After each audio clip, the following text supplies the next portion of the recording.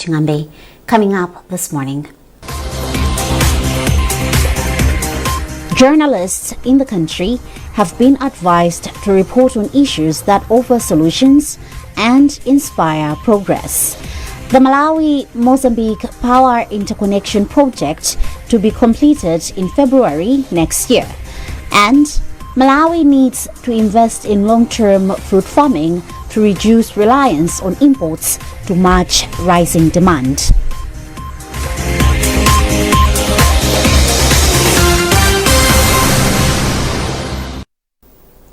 Thank you for joining us. Now the news in detail. Journalists have been urged to report on issues that offer solutions and inspire progress. The Minister of Information and Digitalization, Shadrach Namalomba, made the remarks during an interface with Central Region District Information Officers. The Minister urged journalists to embrace positive and solution-driven reporting to promote national development. Details in this report by Chinsisi Moyo. The interface session brought together community and regional radio stations to share challenges and explore ways of improving radio communication in rural areas. Participants took turns to air their concerns, which included sustainability, funding, and transport challenges. In his response, the Minister of Information, Shadrach Namalomba, assured the gathering that the government has the welfare of broadcasters at heart.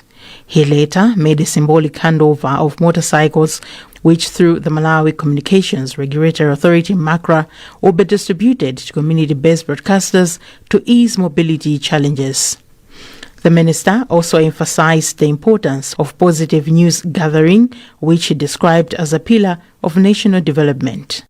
What we write, what we say, has got serious implications. It can break this country. It can also make this country. We can actually, attract donors to come here. We can actually attract investors to come here, or we can chase them away. So it is very important that we report positively. Yes, there will be challenges, there will be problems. You are going to highlight them, but quickly provide solutions. Research in what other countries have addressed such kind of problems and provide those solutions. Share with the nation. That is most important. We are all marketers. We are not just community broadcasters or regional broadcasters. We are marketing. We are marketers for the nation. In her remarks, Acting Director General of MACRA, Mphatso Phiri, described broadcasters as key stakeholders, adding that the authority remains committed to ensuring they operate in a conducive environment. It is basically an opportunity for us to come together and see how we're going to work together moving forward, what challenges are there and how we can address them together, both as the radios, us as a regulator, as well as the minister himself and the ministry. One of the participants, Jones Banda from Kasungu Community Radio, applauded the government for its swift response in addressing mobility challenges faced by community radio reporters. Also very excited that we have been given a donation of a motorbike. It will go a very long way in supporting our task in the communities that we're serving. We had challenges of transportation. I think this is going to ease most of our challenges. So we're very grateful to the ministry and to MACRA for this timely donation that we have been given. Later, the minister also held an interface meeting with district information officers who presented various challenges affecting their operations in their respective districts. The minister is conducting a series of meetings with media personnel as part of efforts to enhance quality of output in the industry. Chinsisi Moyo, MBC News, Doha. Government has expressed strong support for independent power producers, IPPs, recognizing their crucial role in addressing the nation's energy crisis. Minister of Natural Resources, Energy and Mining, Jean Matanga, said this when she visited Molanje Hydro Limited. Austin Kachbeya reports. Speaking after inspecting Mulanje Hydro Limited power plant, Matanga held independent power producers for driving economic development of the country. The minister added that IPPs are crucial in bridging the gap between electricity demand and supply, which helps in reducing load shedding. Government, it's our policy to make sure that we accommodate other producers, independent power producers, to come into this space. As you all know that our generation is not adequate to meet the demand. So as such, we have opened up to other players in the space. So any independent producer, any investor that want to join us, they are most welcome to do so. Because our goal is to make sure that we... The project is connecting the electricity transmission systems of Malawi and Mozambique, enabling the two nations to trade power within the Southern Africa power pool. Matanga points out that adding 50 megawatts to the national grid means the country will have a more stable power supply for domestic and industrial use, thereby minimizing impromptu power outages. We're making very good progress towards completion of the project. The project has been running for some time, but we've just got a very small fraction remaining, and I'm sure we are within our timelines because we are expecting to add about 50 megawatts to the grid from this project come this February. And I must say I'm impressed, and I'm assured that indeed we're going to finish as planned. The Energy Minister further dismisses fear that the project will be a financial burden to Malawi, noting that the demand for stable power in the country far outweighs the cost. One important sector within the government, for us to be talking of industry, we need to make sure that we provide enough energy. So I'll make sure, together with the Ministry of Finance and Reserve Bank, that they make available the finances that are required for us to pay for the power. I've already gotten assurance from the Minister of Finance that he will prioritize payments towards this project. ESCOM Acting Chief Executive Officer Sinos Mariano paints a picture of the project this far. On the Malawi side, we extended Pombea substation. We are at 99%. We are remaining with the advanced shunt reactor, variable shunt reactor, and we have done 74 kilometers of towers and stringing, which represents around 99%. On the Mozambican side, they are at 98%. The Matambo substation is done, about 100%. And the line, on the line, they are remaining with two towers that are connecting Zambezi River. It's about 1.8 kilometers connecting Zambezi River. So they are remaining the two towers to finalize. The integration will make Malawi the newest SADC member to connect its power network to the regional system. Chisomo Break, MBC, Balaga. Malawi Broadcasting Corporation Embassy Acting Director General Moses Chiwani says government intends to transform the national broadcaster to cover issues that will inspire Malawians. Chiwani said this after the European Union Election Observer Mission presented a report on the performance of Embassy during the election period. He explains. Given us a report and with their recommendations that MBC and as well as the government of Malawi has to look into in order to ensure that MBC is indeed truly a national broadcaster. In a nutshell, what's in the report? The report basically just outlines how MBC was according airtime to the political parties, and is identifying the areas where maybe there were challenges in terms of that coverage, and they have provided recommendations on how going forward MBC can be able to improve in terms of covering elections.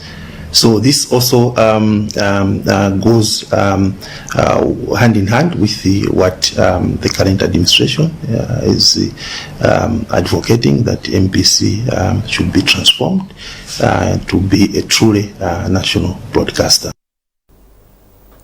You're watching MBC News and you are with me, Evelis Chingambi. A reminder of the top stories. Journalists in the country have been advised to report on issues that offer solutions and inspire progress. The Malawi-Mozambique Power Interconnection Project to be completed in February next year. And Malawi needs to invest in long-term fruit farming to reduce reliance on imports to match rising demand.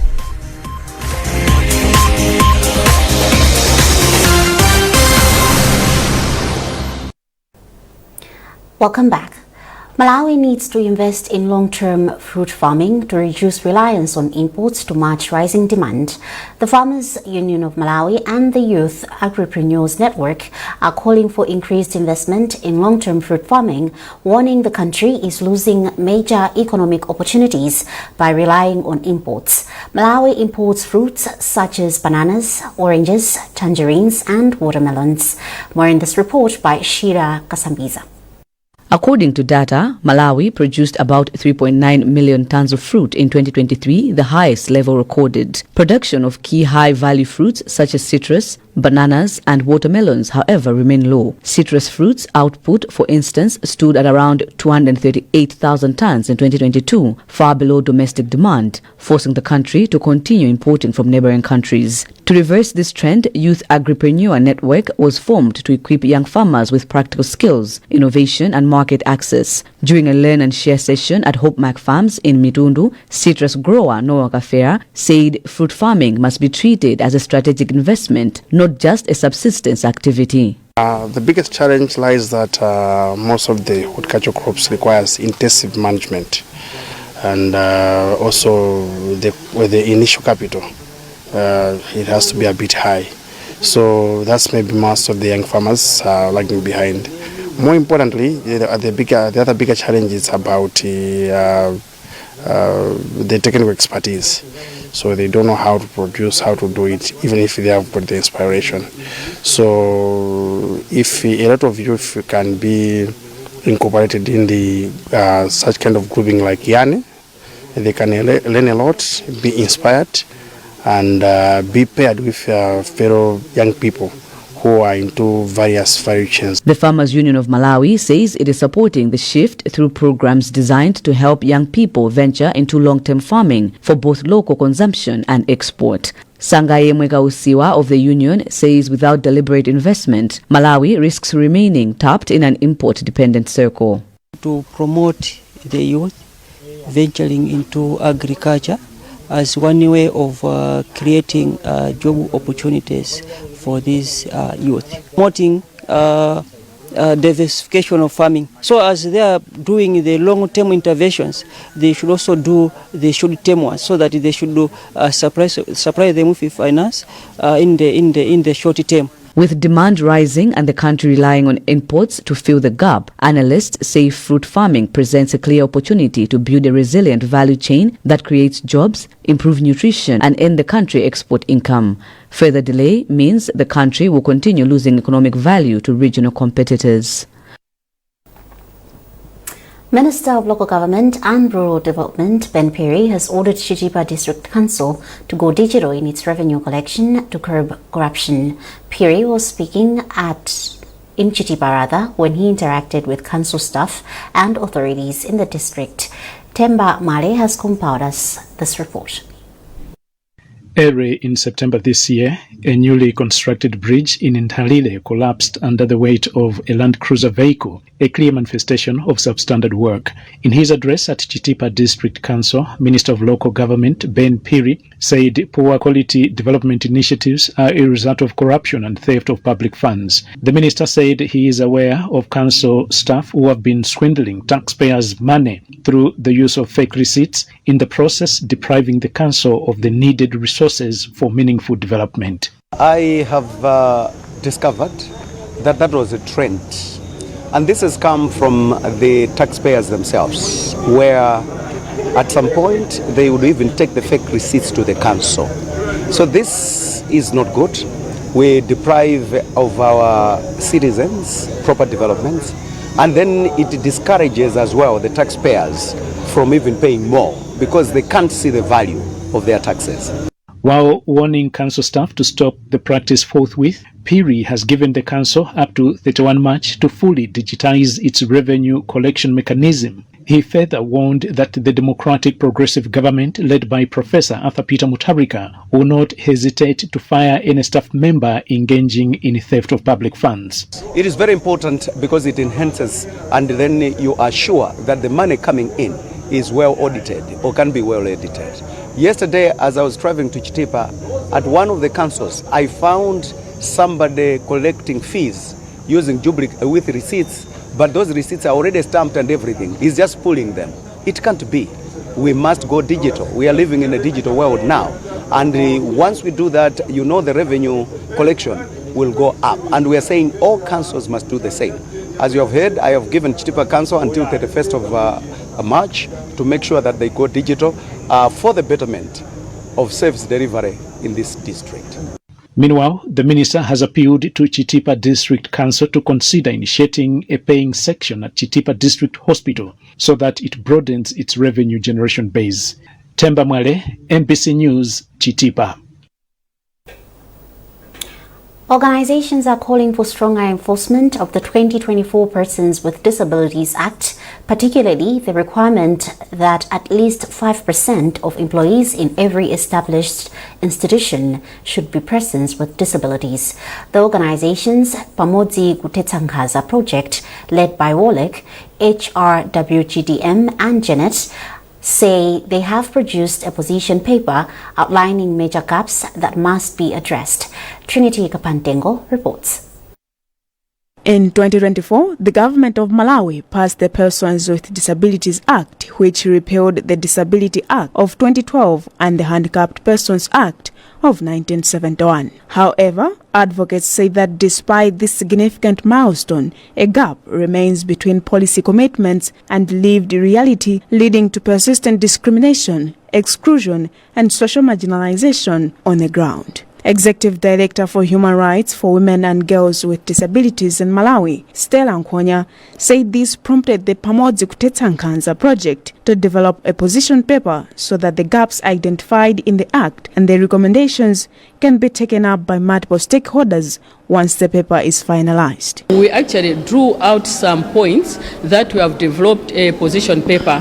This position paper will be sent to government. There are some specific recommendations to government and also to other stakeholders. One of them, the most important one, is to allow government and other stakeholders to employ at least 5% of persons with disabilities, and they will be able to have some incentives. So our position paper actually talks about all those challenges to say, let's work together as government and as NGOs and as Makoda, because Makoda has been mandated with so many recommendations to regulate OPDs and also to put accountable to all those who are infringing whatever the 2024 Disability Act has. A member of a network for girls and women, Hajira Ali, said women and girls with disabilities face compounded challenges due to the intersection of gender and disability. She expressed hope that stakeholders would act on the position paper's recommendations.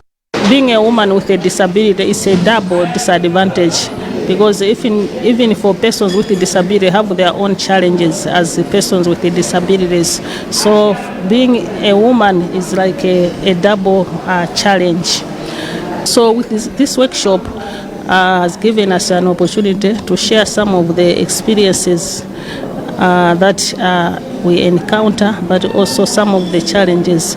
And at the end of the day, we expect that we'll have some solutions which will be adopted as to some of the challenges that persons or women with disabilities face. Among other priorities, the position paper calls for equal access to opportunities, decent employment, public infrastructure designed to universal accessibility standards, prohibition of cruel and degrading treatment, improved access to justice, and increased public awareness of the rights and lived realities of persons with disabilities. funded by the Foreign Commonwealth and Development Office, FCDO, under the What Works to Prevent Violence Against Women and Girls program. The PKN project seeks to reduce the prevalence of intimate partner violence against women and girls, including sexual, physical, economic, and psychological violence.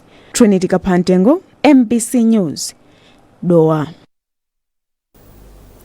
Democratic Progressive Party DPP Member of Parliament for Mangochi Municipality, Roderick Tiwaya, has described churches as critical players in fostering development at community level. He made the remarks in Mangochi during a 74 years anniversary celebration for Mangochi CCAP. The legislator noted that apart from spreading the gospel, the church has made a significant contribution in strengthening provision of critical services in a number of areas, including education and health.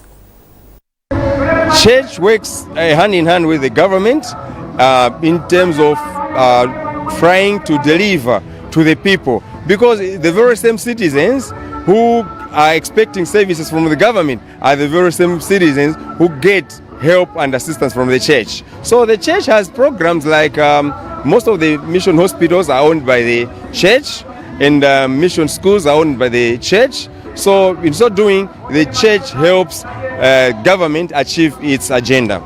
In actual fact, the Bible teaches us to be cheerful givers. So I've only given to God what already belongs to God, because everything that I have belongs to God. For his part, Vice Moderator for Mangochi CCAP Presbytery, Reverend Praise Palani, held different stakeholders for supporting the growth of the church. It has taken us 74 years for us to reach this far. Henceforth, it was worth it for us to come and celebrate with our colleagues. From Presbytery, we were so amazed, and we are amazed, and we will be amazed because of what Mangochi CCAP is doing. They were doing a lot of things in a good manner and in a unified manner. Mangochi CCAP is cruising in terms of developments. Because as we are talking right now, we are having a primary school from standard 1 to 8. We are having a secondary school from Form 1 to Form 4. We are having a multi-purpose hall, which incorporates both our Christians and even private people whom they can want to have their conferences, weddings, and other things. On top of that, we also have a complex, an office complex which carries a lot of, which will carry a lot of people for them to access and to carry out all their office work. And now in sports, the 2025 Africa Netball Cup is underway in Lilongwe, and Minister of Youth, Sports and Culture, Patricia Whiskas, officially opened the tournament at the new Griffin Sayenda Indoor Sports Complex. The Malawi Queens started strong, beating Botswana 46-42 in their opening match. They face a tougher challenge later this evening against South Africa, the tournament's favourites. During the opening, Minister Whiskas praised the event as a symbol of African unity and thanked all partners for helping Malawi host a world-class competition. NAM President Vitumbiko Kubuduza said hosting the championship again after more than 10 years is a proud moment for Malawi and honors the legacy of the late Griffin Sayenda. Africa Netball Acting President Rebecca Koches called for unity, better systems and stronger support for athletes across the continent. And local organizing committee chairperson Limbani Cliff Matola said the successful launch shows what Malawi can achieve through teamwork and commitment. The Africa Netball Cup continues in Lilongwe until this coming Sunday. And well, that item also concludes this edition of MBC News. A reminder of our top stories before we leave. Journalists in the country have been advised to report on issues that offer solutions and inspire progress. The Malawi-Mozambique Power Interconnection Project to be completed in February next year. And Malawi needs to invest in long-term fruit farming to reduce reliance on imports to match rising demand.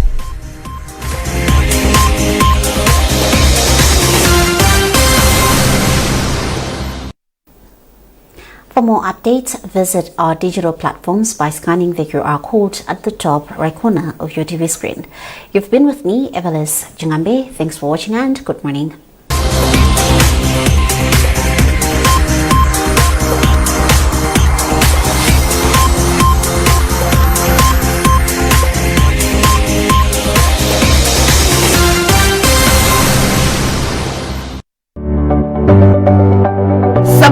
Mu program ya Woman Talk kawiri mwana wa ntsikana akagwiriridwa amatonzedwa kuti wapangisa zimenezo ndiyekha chifukwa choti mwina sana vale bwino kapena sana achite bwino. Twaona misala m'matauni mwa misala aberekana kumbuyo ngati umalephera kufusira basi khala iweyo iwo khale usamagone ndi munthu. Ana amene tikukhala nawo atenge kuti ndi ana athu omwe kaya atsikana ntchito ndi ana athu omwe. Tikanatero kugwiriridwa ndekuti munthu yosana konzeka sana fune. Kodi ife mukutiopa chani? Azibambo ndifuse mukuopa chani? Join me in this edition of Contemporary Christmas Colors. This is where happiness, love. Iyi program imene timakambirana sama umali osiyanasiyana ndipo lero programu iyi yakutengerani muti mwagalanga mfumu yayikulu na masalima mboma la Zomba kumene kuti tikucheza ndi bambo Wisdom Matemba. Bambo Matemba ndi bambo amene ali ndi ulumali wa ziwalo ndipo akusoka komanso akupanga ntchito zina zosiyanasiyana. Tinafika tumalo ano kuti tidziwe kuti ngati munthu waulumali amachita chani nanga kusokako komanso kulima kumene amalima